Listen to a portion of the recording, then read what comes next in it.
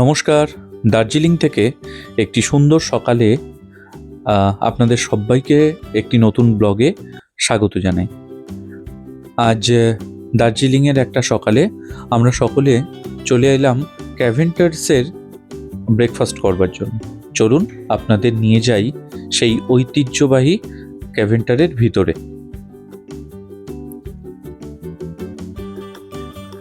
আমরা জানি ক্যাভেন্টার অনেক পুরনো একটি দোকান, যেখানে ব্রেকফাস্ট খুব ভালো হয়। এটা হলো ক্যাভেন্টারের ভিতর। ক্যাভেন্টারে বহু পরিচিত চলচ্চিত্রের শুটিং হয়েছে। সামনে আমরা যে ছবিগুলো দেখতে পাচ্ছি, এটা হলো কাঞ্চনজঙ্ঘার সত্যজিৎ রায় আর অপর্ণা সেনের সেই সমস্ত ছবি। সাথে রয়েছে বরফির সেই সমস্ত কিছু ছবি, যা এই ফটো ফ্রেমে বন্দি রয়েছে। সেই পুরনো দিনের ক্যাভেন্টারের ছবি। আর এই হলো ক্যাভেন্টারের সেই ছাদ, যেখান থেকে দার্জিলিংয়ের শহরটি দেখা যায়। আর গরম চা বা কফিতে চুমুক দিতে দিতে এইখানে বসে এখানকার দার্জিলিংয়ের ঠান্ডা আমেজ গায়ে মেখে সকালটা খুব ভালোভাবে উপলব্ধি করে নেওয়া যায়।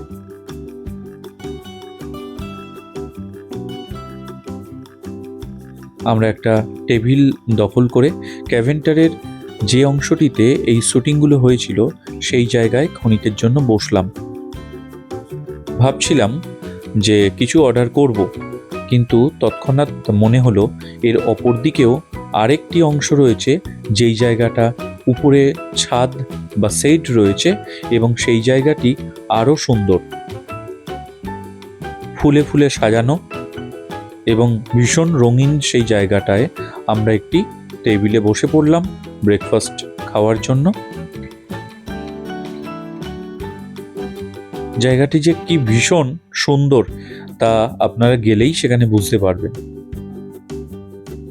আপনাদের মধ্যে কেউ যদি গিয়ে থাকেন ক্যাভেন্টার্সে, অবশ্যই কমেন্টসে জানাবেন।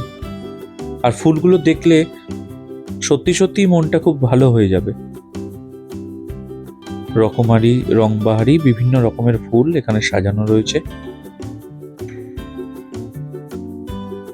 মানুষজন বসে সকালের আমেজ এবং তার সাথে ক্যাভেন্টারের ব্রেকফাস্ট।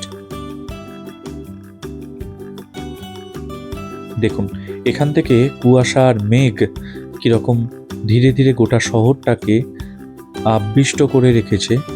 গোটা শহরটাকেই প্রায় এখান থেকে দেখা যায়।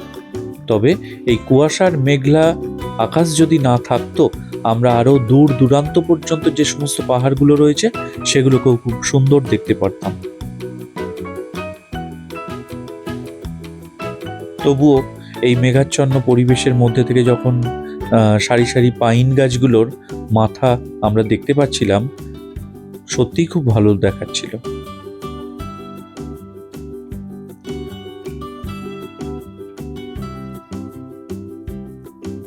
আর এই দেখুন, আমরা এখন ক্যাভেন্টার্সের মেনু কার্ডটায় নজর দিচ্ছি। একবার দেখে নিচ্ছি কি অর্ডার করে নেওয়া যায়। আমরা একটা চিকেন ব্রেকফাস্ট অর্ডার করেছিলাম।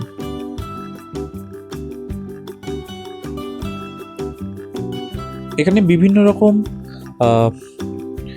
আর কি বেভারেজ এবং স্যান্ডউইচ, এবং তার সাথে বিভিন্ন রকমের হট ও কোল্ড বেভারেজেরও আয়োজন রয়েছে। আপনারা চাইলে যে কোনো একটি অর্ডার করে একবার দেখতেই পারেন। এই দেখুন, চলে এসেছে আমাদের সামনে আমাদের ব্রেকফাস্টের আইটেমগুলো। স্বাদ বেশ অন্যরকম।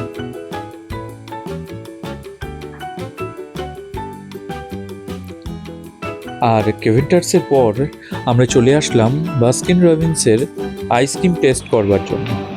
বিভিন্ন জায়গায় রকমারি আইসক্রিম আমরা টেস্ট করেছি,